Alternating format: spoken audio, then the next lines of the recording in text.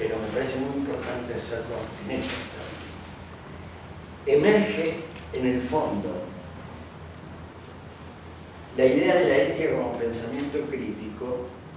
¿De qué? De la ilusión de creer que hay un fundamento siempre igual a sí mismo que sostiene esta crítica. Sea que le llamemos la naturaleza, y ahí está pensando la ética antigua, sea que le llamemos el sujeto a priori trascendental, es decir, el sujeto humano como tal, la razón humana como tal.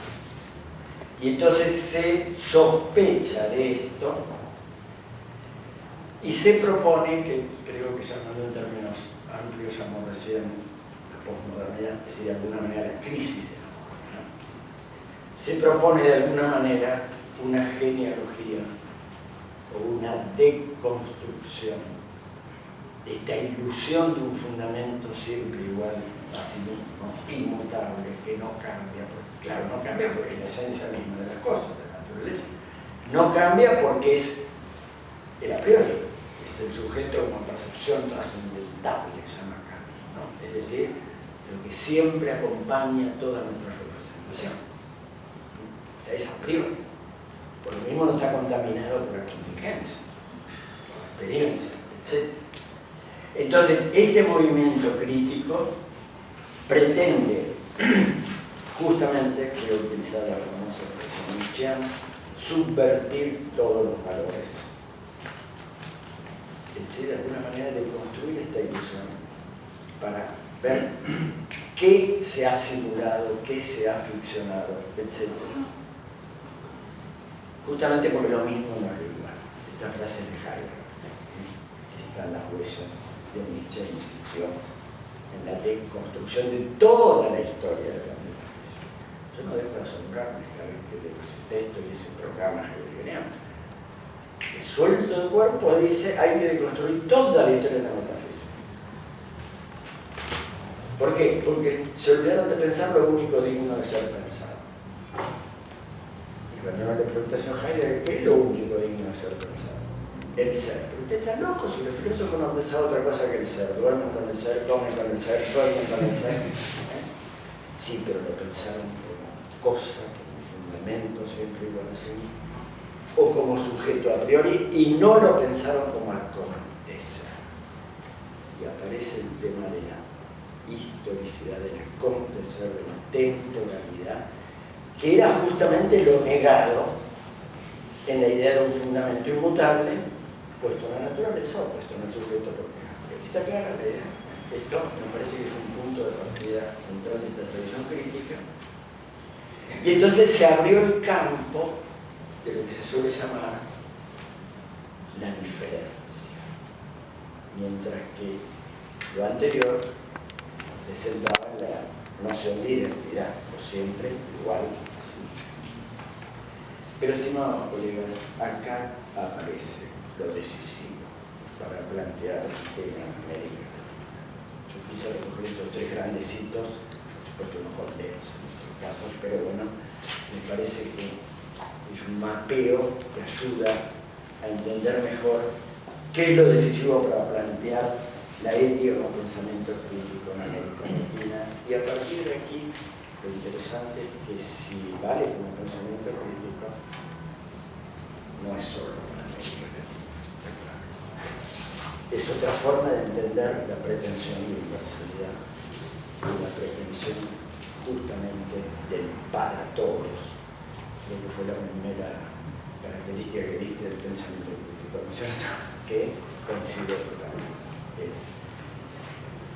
¿Qué es lo que va a aparecer como decisivo? Primero, criticar la ilusión de una totalidad,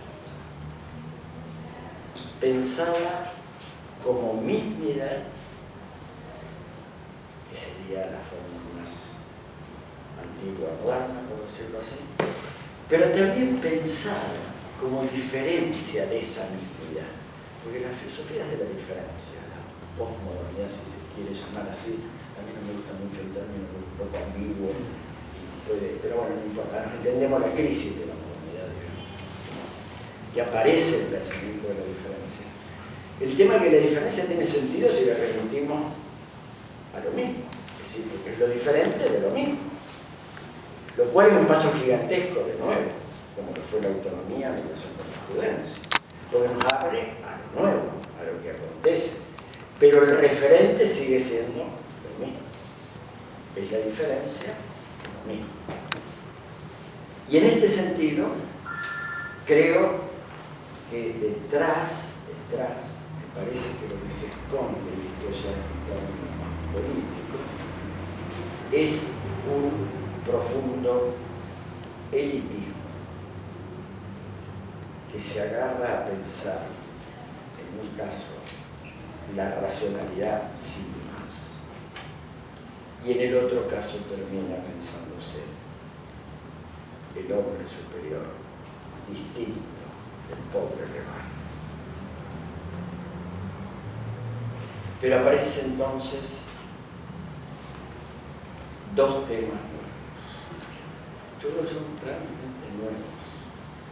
Es difícil en filosofía decir algo nuevo, pero honestamente creo que son nuevos. Uno es el tema de la alteridad en cuanto tal, que no es lo mismo que la diferencia o que la diversidad. Nosotros durante mucho tiempo pensamos el hombre es un viviente que tiene logos, esto lo define, lo que solemos llamar animal razonante, una mejor traducción esta que acabo de dar. Un viviente que tiene logos, o sea, que piensa y que habla. O sea, es un individuo de una especie. Y entonces hay una diversidad numérica de individuos, pero todos tenemos la misma esencia.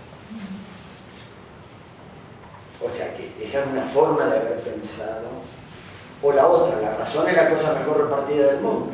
Así empieza el discurso del método de Descartes, pero agrega dos líneas más abajo. El problema es que poco saben usarla. Y acaba de venir la cuestión. O sea, el usar bien la razón para justamente constituir un sujeto epistémico, un sujeto autónomo moralmente, e incluso sujeto estético que ligue mi juicio particular a las regularidades de la naturaleza del mundo. La referencia kantiana que seguramente reaparecerá porque es difícil sacársela de encima como una primera reflexión fuerte sobre este tema. Pero entonces la alteridad como exterioridad a la totalidad. El libro que escribe Levinas, que me recordó un poco a la obra anterior, 1961, lleva como nombre Totalidad e Infinito. Y el subtítulo, que es lo llamativo, Ensayo sobre la exterioridad. Claro, esto de la exterioridad, cuando entramos jóvenes en ese momento a ponernos en querer hacer un trabajo crítico, pensar desde acá, etc., nos jugó muchísimo porque en el fondo estábamos queriendo pensar desde una exterioridad al pensamiento dominante.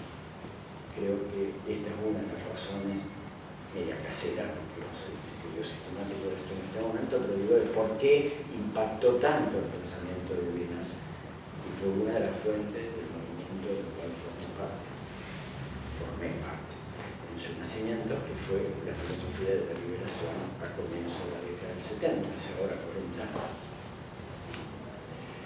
Y bueno, la filosofía de la liberación.